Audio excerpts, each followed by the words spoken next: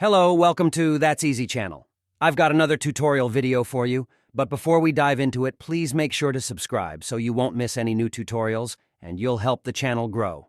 Thank you. So, in this video, I'm going to show you how to add pause in 11labs. First, let's choose a particular voice. Then let's type what we want to hear and check how it sounds without any modifiers.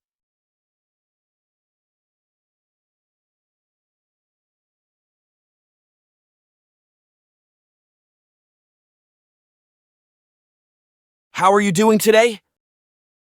Now, to create a pause, let's add dash and check whether it changed something. How are you doing today? Yes, it's definitely noticeable.